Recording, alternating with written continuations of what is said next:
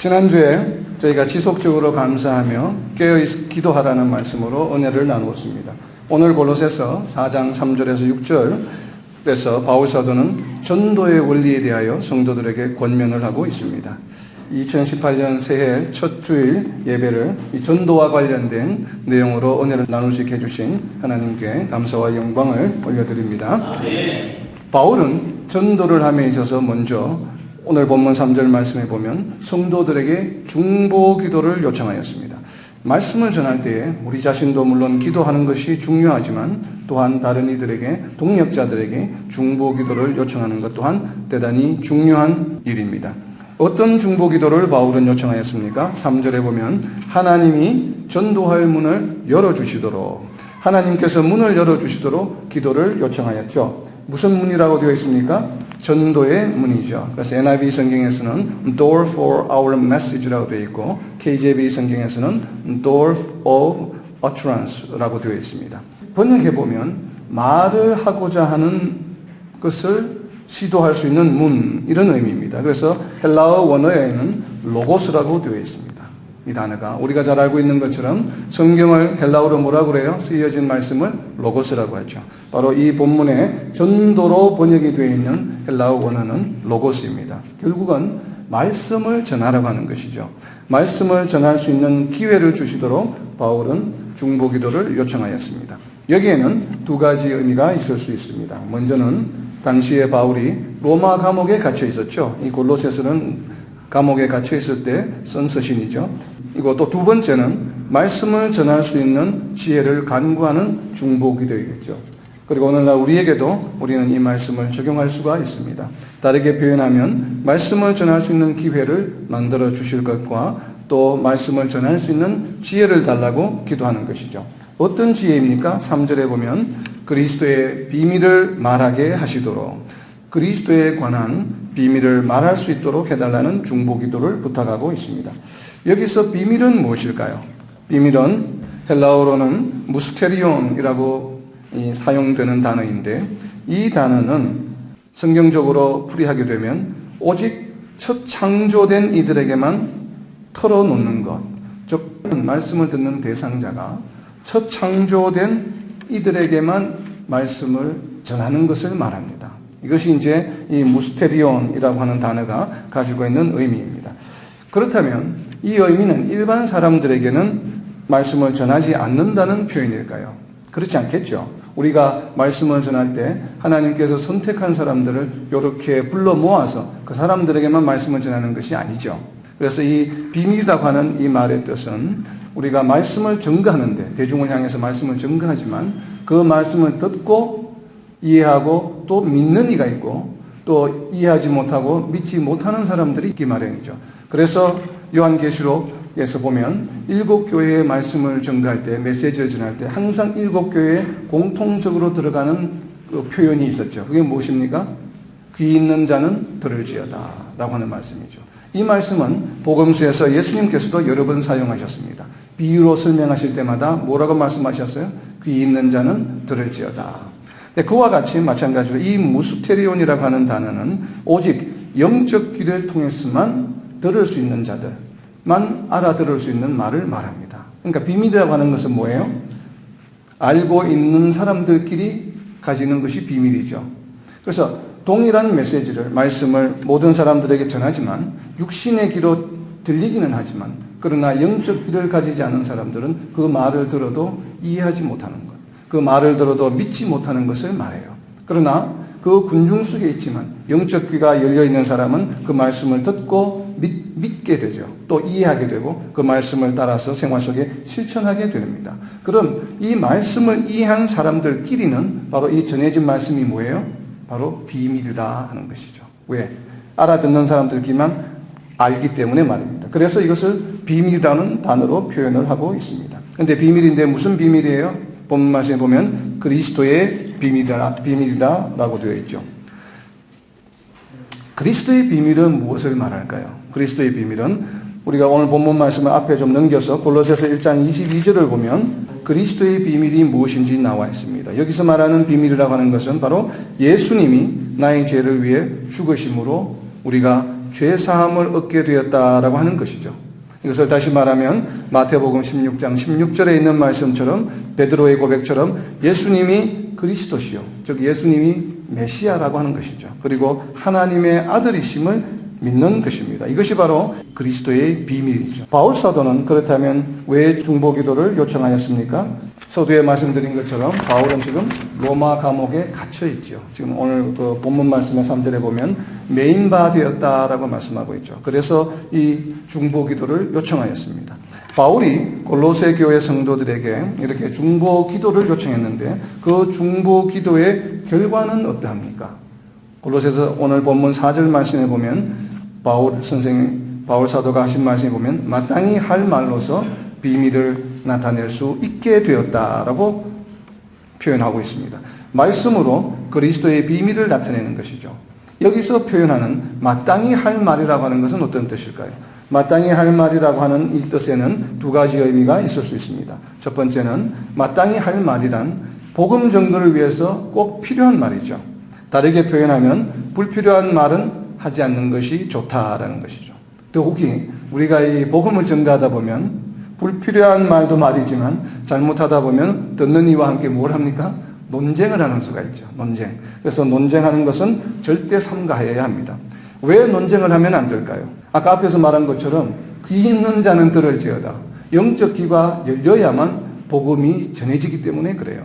그리고 논쟁을 하게 되면 듣는 이가 귀가 열려있든 열려있지 않든 복음에 대한 반감을 불러일으키게 되겠죠.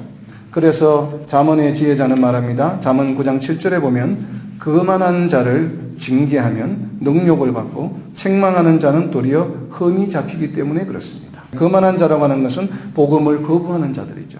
하나님 앞에 교만한 자들인데 이들에게 그들의 삶을 징계하면서 우리가 복음을 전하게 되면 오히려 능욕을 받고 도리어 흠이 잡히기 때문이라고 말하고 있습니다. 그래서 복음에 귀가 열려있지 않은 자들에게는 우리가 논쟁을 삼가해야 합니다.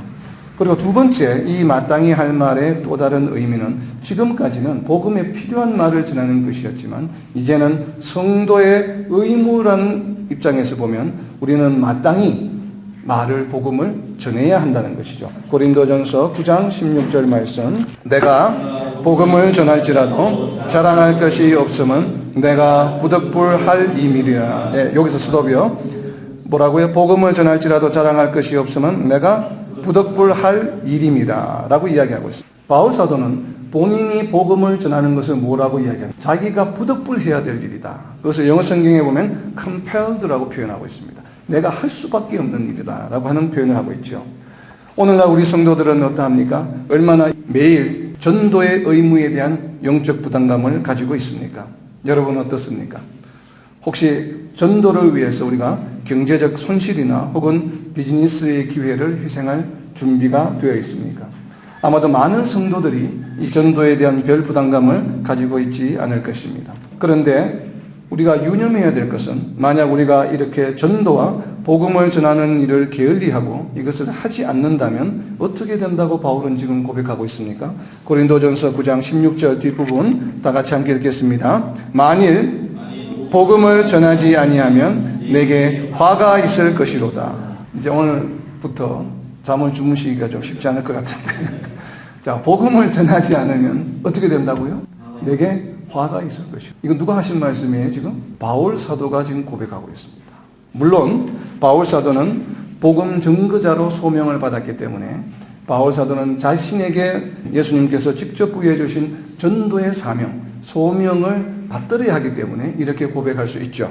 그래서 17절에 보면 내가 내 자의로 이것을 행하면 상을 얻으려니와 내가 자의로 아니한다 할지라도 나는 사명을 받았노라. 이렇게 말씀하십니다.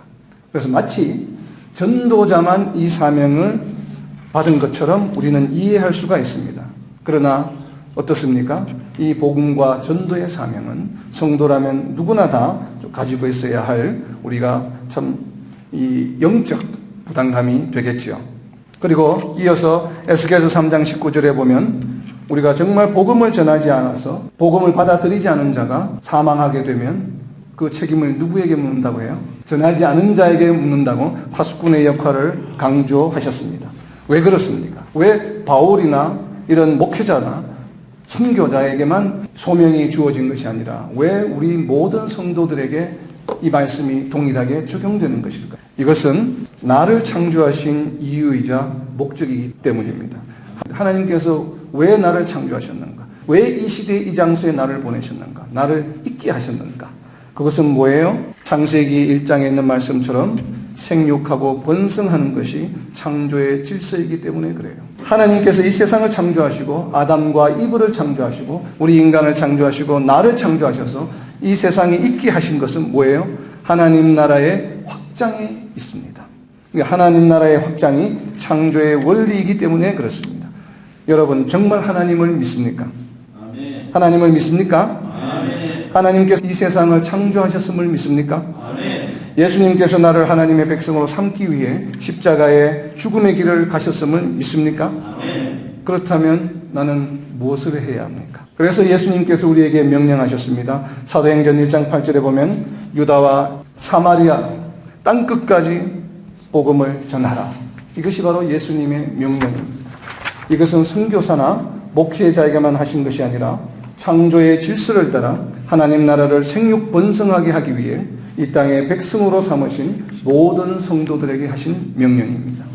예수님을 믿는다면, 정말로 예수님을 믿는다면, 그리고 우리가 예수님 안에 거하는 삶을 살아가기를 원한다면 우리는 이 전도의 사명을 나의 일이나 물질이나 취미생활보다도 나의 비즈니스보다도 항상 우선순위에 두어야만 합니다. 전도로 인해 때로 내 시간이 부족할 수도 있습니다. 전도로 인해 때로는 경제적 손실을 감수할 때도 있습니다. 전도로 인해 비즈니스 기회를 희생해야 할 수도 있어야 합니다. 그리고 때로는 전도로 인해 우리의 자존심이 상처받을 수도 있습니다. 이것이 바로 전도의 삶입니다. 길에 나가서 외치는 것도 전도이지만 복음을 위해 이러한 경제적 비즈니스 혹은 이러한 손실을 감수하는 것 또한 전도의 삶이요 우리의 삶을 산제사로 드리는 것입니다. 그리하면 하나님께서 더 많은 은혜를 더해 주시지요. 왜 그렇습니까? 왜 우리가 이런 전도의 삶을 살아가게 되면 하나님께서 우리에게 더 많은 은혜를 더해 주실까요? 하나님이 어떤 분이시기 때문에 그래요? 하나님께서는 내가 행한 대로 갚아주시기 때문에 그렇습니다. 지금 당장은 여러분들이 전도를 우선하다 보니 내 시간을 잃어버리고 때로는 전도가 우선되다 보니까 비즈니스 기회를 잃어버리고 또한 전도를 위해서 내가 때로는 상처받고 참 택도 아닌 어거지 같은 말로 상대방이 나를 공격할 때도 나에게 어떠한 그런 공격을 하더라도 내가 내 자존심을 내려놓을 수 있는 것은 무엇 때문에 그래요? 그것이 바로 복음 전거에 있기 때문에 그래요. 억울하지만 참으로 말도 안 되는 소리로 참 나를 해하고 공격을 하지만 그러나 그에게 복음이 제대로 전도되기 위해서 때로는 우리의 자존심도 내려놓아야 합니다. 왜 그렇습니까? 여러분 혹시 지금까지 살아오시면서 누군가에게 얼굴에 침뱉음을 당해본 적 있으세요? 만약에 지금 이 시간 바로 옆에 있는 분이 여러분에게 갑자기 가르침을 확 뱉는다 그러면 어떻게 하실래요? 가만 안 두겠죠? 자존심이 확 상하겠죠?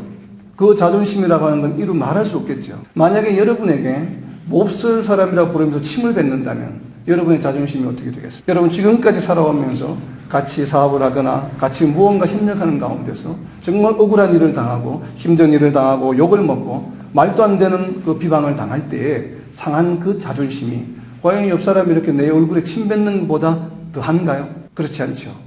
그런데 죄가 많은 나를 위해서 하나님이신 예수님께서 이 땅에 오셔서 침뱉음을 당하셨습니다. 십자가 골고다의 길을 가실 때 침뱉음을 당하셨고 심지어 채찍으로 맞으시며 세상에 존재하는 모든 욕을 다 먹으시며 머리에는 가시면류관을 쓰시며 피를 흘리시면서 골고다 언덕길을 올라가셨다고 하는 이 사실을 우리는 잊어서는 안 됩니다.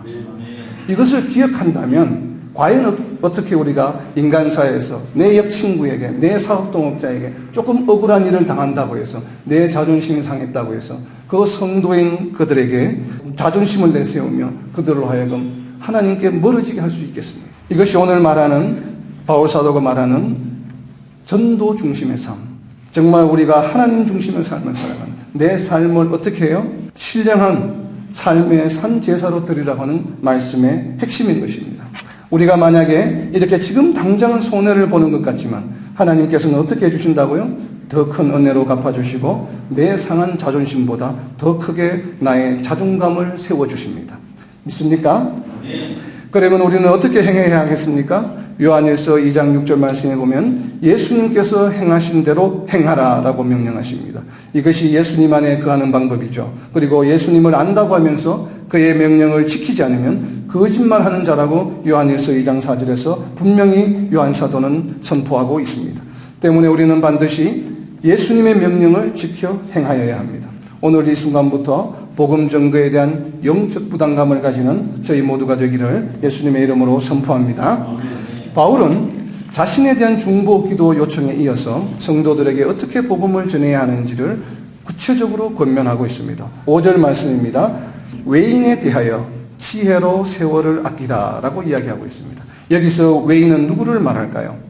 외인은 당연히 아웃사이더라고 번역이 되어 있는데 NIV 성경에서는 헬라어로는 엑소라고 하는 단어가 사용되고 있습니다. 이 엑소라고 하는 단어는 무엇이 없는, 그러니까 without 이런 의미를 가지고 있고 혹은 문밖이라는 의미를 가지고 있습니다.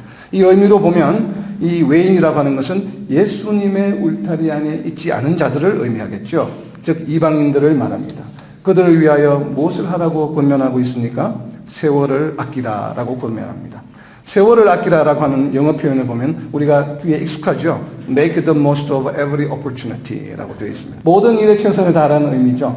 이를 KJV에서는 조금 다르게 번역하고 있습니다. KJV 성경에서는 without redeeming the time이라고 이야기하고 있습니다. 그러니까 without redeeming the time. redeeming the time이라고 하는 것이 뭐예요? 내가 사용한 시간을 다시 redeem한다는, 보완하고 고친다는 의미예요. 그렇게 하지 않도록 without, 시간을 보완할 필요가 없을 정도로 시간을 활용하라고 하는 의미이죠. 다시 말하면 뭐예요? 시간을 가장 값지게 사용하라는 의미입니다. 어떻게 시간을 값지게 사용하라고 권면하고 있습니까? 본문에 보면 지혜로, 그죠? 지혜로 시간을 아끼라는 것입니다.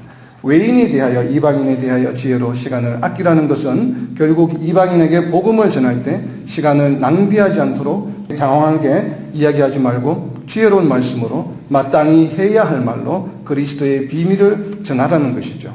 그러면 어떻게 하면 지혜롭게 전할 수 있을까요?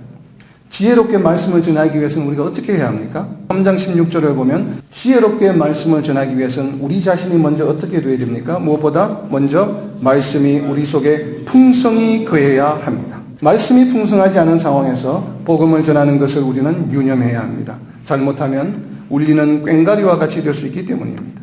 말씀으로 충만한 삶으로 인해 기쁨이 넘칠 때 전하는 말씀이 권능을 발휘하게 되죠.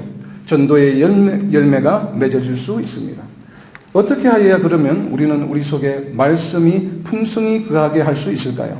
시편 기자는 이야기합니다. 시편 기자는 1장 2절에서 주야로 말씀을 묵상하라라고 합니다. 그럼 어떻게 하면 우리는 주야로 말씀을 묵상할 수 있습니까? 말씀을 즐거워하여야 한다라고 합니다. 말씀을 즐거워하여 주야로 말씀을 묵상하라라고 이야기하고 있습니다. 가장 먼저 말씀을 묵상하는 것이 우리는 즐거워야 합니다. 왜 그렇습니까? 말씀을 묵상하는 것이 즐겁지 않다면 그보다 더 즐거운 일을 보게 되면 그 일을 할 수밖에 없죠. 돈을 버는 것이 더 즐거우면 말씀을 묵상하는 것보다 당연히 그 일을, 골프 치는 것이 더 즐거우면 골프 치는 일을, 말씀을 묵상하는 것보다 더 즐거운 일을 할 수밖에 없는 것이죠. 그래서 시편 기자는 말씀을 즐거워하여 주야로 말씀을 묵상하라라고 권면합니다. 우리가 어떻게 하면 그러면 이렇게 말씀을 묵상하는 것이 즐거운 수준까지 될 수 있을까요? 물론 혼자서 말씀을 체험하면서 그 기쁨을 누리면서 공부를 하면 좋겠지만 그것이 쉽지가 않죠. 며칠 공부하다 보면 또 금방 시들어지고 그렇게 하기 마련입니다. 그래서 가장 좋은 방법 중에 하나는 다 함께 모여서 성경 공부를 하는 것이 굉장히 좋은 방법 중에 하나죠. 그래서 함께 은혜를 나누고 또 내가 좀 슬로우 다운 됐을 때 또 다른 분이 업이 되어서 또 서로 선한 영향력을 미치면서 성경 공부를 지속적으로 할 때 우리는 정말 말씀에 대한 즐거움을 발견할 수 있습니다. 일단 말씀에 대한 즐거움을 한번 체험하게 되면 이제 그 맛을 알죠. 그렇게만 되면 그것을 계속 지속적으로 잘 유지하는 노력을 조금 더 수월하게 우리는 진행할 수 있습니다. 이렇게 주야로 즐겁게 말씀을 묵상하여 우리 속에 말씀이 풍성하게 거하게 되고 나서 그 다음에는 바울 사도는 어떻게 해야 된다고 이야기하고 있습니까? 실질적으로 사람들에게 어떻게 말을 해야 하는지를 구체적으로 권면하고 있습니다. 어떻게 말씀을 전하라고 합니까? 6절에 보면 이것은 대단히 중요한 교훈입니다. 말을 항상 은혜 가운데서 소금으로 맛을 냄과 같이 하라라고 이야기하고 있습니다. 소금으로 맛을 냄과 같이 한다라고 하는 것은 어떤 의미일까요? 크게 두 가지로 생각해 볼 수 있습니다. 첫 번째는 내가 한 말이 상대방에게 무언가 영향력을 끼칠 수 있어야죠. 소금으로 맛을 내지 않은 것처럼 네 맛도 내 맛도 없이 닝닝하게 아무런 영향력이 없이 이렇게 말을 전하라는 것이 아니라 소금으로 맛을 낸 것과 같이 내가 한 말이 상대방에 영향력을 끼칠 수 있도록 하라라고 하는 의미입니다. 상대방에 영향력을 끼칠 수 있는 말은 어떤 말들일까요? 세상적인 지혜나 지식의 말도 물론 영향력을 끼칠 수 있겠지만 그러나 살아계신 하나님의 말씀을 전하는 것이 가장 큰 영향력을 끼치겠죠. 왜 그렇습니까? 왜 하나님의 말씀을 전할 때 세상의 지식이나 철학보다도 더 큰 영향력을 미치게 됩니까? 히브리서 기자는 4장 12절에서 그 답을 주고 있습니다. 히브리서 4장 12절에 보면 하나님의 말씀은 살아있고 활력이 있어 좌우의 날선 어떤 금보다도 예리하기 때문에 혼과 영과 및 관절과 골수를 찔러 쪼개기까지 하며 나의 마음의 생각과 뜻을 판단하기 때문입니다. 그렇습니다. 어떤 이야기보다도 하나님의 말씀이 영향력을 발휘합니다. 그런데 하나님의 말씀을 전할 때 유의해야 될 사항이 있습니다. 우리가 간혹 말씀을 전할 때 보면 나의 지식과 지혜와 나의 가치관과 어떤 철학을 바탕으로 상대방에게 전하고자 하는 내용을 염두에 두고 거기에 필요한 하나님의 말씀을 인용하는 경우입니다. 이것은 하나님의 말씀은 물론 간접적으로 전하는 경우가 되겠지만 그것은 어디까지나 나의 의견과 나의 생각을 전하는데 하나님의 말씀이 사용되는 것이죠. 그래서 이러한 방법으로 하나님 말씀을 전할 때는 오히려 그 영향력이 감소할 수가 있습니다. 그럼 어떻게 말씀을 전해야 합니까? 느헤미야는 8장 8절에서 말씀을 있는 그대로 전하면서 그 뜻을 풀이해 주는 것이 가장 좋은 방법으로 우리에게 보여주고 있습니다. 느헤미야서 8장 8절이 말씀을 전하는 가장 좋은 모범이라고 저는 생각합니다. 성경에 나와 있는 말씀을 전하는 여러 가지 방법들이 있지만 느헤미야서 8장 8절에서 보여준 하나님의 말씀을 낭독해주고 그 뜻을 풀이해줌으로 인해서 말씀을 듣는 백성들이 어떻게 되었습니까? 전부 죄를 자복하고 회개하고 온전히 새롭게 되는 놀라운 부흥의 역사가 일어났습니다. 오늘날 우리가 많은 교회에서 말씀을 효과적으로 전하기 위한 설교하기나 이런 걸 보면 20분에서 25분 설교를 하고 톤을 어떻게 하고 이런 말씀을 많이 하는데 이 느헤미야서 8장에서 말씀을 전할 때는 얼마 동안 전했어요? 무려 6시간입니다. 그것도 앉아서가 아니라 서서 6시간을 들었습니다. 서서 하나님의 말씀을 아침부터 정오 때까지 6시간 말씀을 전하는 가운데 온 백성이 부흥되는 회개하는 놀라운 부흥의 역사가 일어났습니다. 과연 이것을 설교학으로 어떻게 설명할 수 있을까요? 25분간 톤을 잘 맞춰서 잘 설명해야 이 은혜가 되고 감동이 되는데 그렇게 하지 아니하고 무려 6시간 동안 안락한 의자도 아니고 땡볕에 서서 6시간 동안 하나님의 말씀을 들었습니다. 그렇게 말씀을 듣는 가운데 백성들이 감동하고 변화되는 놀라운 역사가 일어났습니다. 이것은 오직 하나님의 말씀의 권능과 하나님의 말씀의 그 쪼개기까지 하는 이 능력에 의해서만 우리가 설명할 수가 있습니다. 그 어떤 설교자의 능력도 아니요, 어떤 에피소드의 능력도 아니요, 오직 하나님 말씀 그 자체 100% 하나님 말씀이 그 사람들의 폐보와 골수와 관절을 쪼갰기 때문에 그런 부흥의 역사가 일어난 것이죠. 이렇게 우리는 말씀을 전해야 합니다. 그리고 두 번째, 소금으로 맛을 내는 것 같이 말하라고 하는 것은 6절에 있습니다. 상대방에게 은혜가 되도록 말을 해야 합니다.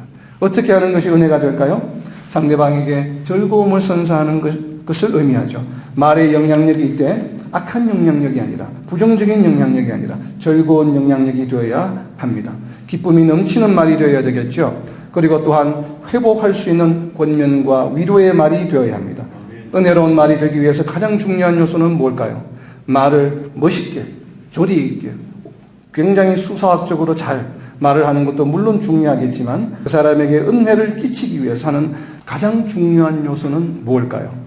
야고보서 2장 18절에 야고보는 설명합니다. 바로 행함으로 믿음을 보여줄 때, 우리의 은행일치의 말이 전해질 때에 그 말이 상대방에게 가장 은혜를 끼치겠죠. 어떠한 미사 여구도 필요 없이 오직 내가 단순히 느헤미야 8장 8절에서처럼 말씀을 그냥 전하지만 그 전하는 말씀을 전하는 자가 그 삶 속에서 행동으로 나타난다면 그냥 읽어주기만 해도 그 말씀이 능력을 발휘한다라고 오늘 이 기자들은 이야기하고 있습니다. 그리고 이러한 말들은 일시적인 것이 아니라 우리의 삶 속에서 일어나는 모든 대화 가운데 항상 적용하여야 합니다. 때문에 우리는 부정적인 말, 은혜가 되지 않는 말을 삼가해야 합니다. 우리는 자신도 모르게 부정적인 말, 은혜가 되지 않는 말, 또 비방하는 말을 하는 경우가 있습니다. 이렇게 우리가 이런 말을 하게 되면 상대방에게 은혜가 끼치는 것이 아니라 반대의 영향력을 미치게 되고 하나님께 누가 되는 결과를 만들게 되죠. 우리 자신이 누구라고요? 왜 우리가 지금 여기 있습니까? 하나님께서 창조의 질서에 의해서 생육하고 번성하게 하기 위해서 나를 불러주셔서 하나님의 백성이 되게 해주셨다는 것이죠. 그 때문에 하나님의 아들이신 예수님을 값비싼 그 목숨을 나를 위해 바치게 하셨던 바로 그런 존재라고 하는 것이죠. 그렇기 때문에 우리는 항상 말을 함에 있어서 때로는 손해를 보고 때로는 자존심을 버린다고 할지라도 자존심에 참 어떠한 그러한 해를 입는다 할지라도 우리가 은혜가 되는 말, 긍정적인 말, 좋은 말을 항상 하는 노력을 해야만 합니다. 이렇게 은혜 가운데 소금으로 맛을 냄과 같이 말을 하면 어떤 열매가 맺어진다고 6절에 이야기하고 있습니까? 바울 사도는 각 사람에게 마땅히 대답할 것을 알게 된다라고 이야기합니다. 여러분 때로는 상대방에게 할 말이 없어서 답답해할 때가 있습니까? 때로는 정말 기가 막혀서 말이 안 나올 때가 있습니까? 어떻게 한다고요? 마땅히 대답할 것을 알게 해주시는데 어떻게 해요? 우리가 은혜로운 말을, 우리가 말씀에 근거해서 전도와 복음을 우선하는 삶을 살아가면서 말씀의 은혜가 풍성한 가운데 지혜롭게 말씀을 전하게 되면 각 사람에게 어떻게 해요? 마땅히 대답할 것을 우리에게 알려주신다고 말씀하고 있습니다. 이것이 곧 지혜로 복음을 전하는 최선의 길입니다. 물론 오늘 본문은 복음을 전하는 전도에 관한 내용이지만 우리는 크리스찬으로서 우리의 일상 가운데 날마다 일어나는 대화에도 적용할 필요가 있습니다. 말씀을 맺습니다. 이렇게 말씀이 풍성하여 그리스도의 비밀을 지혜롭게 소금으로 맛을 내듯 전하며 일상의 대화 가운데에서도 항상 상대방을 살리는 말을 하여 주변의 성도의 구별된 거룩한 삶을 나타내며 때로는 내 시간과 경제적 손실을 감수하고 때로는 나의 자존심을 희생하며 축복의 통로의 역할을 잘 감당하는 저와 여러분이 되어 BKC가 새로운 7가정 이상의 부흥을 이루는 새로운 한 해가 되기를 예수님의 이름으로 선포합니다. 아멘.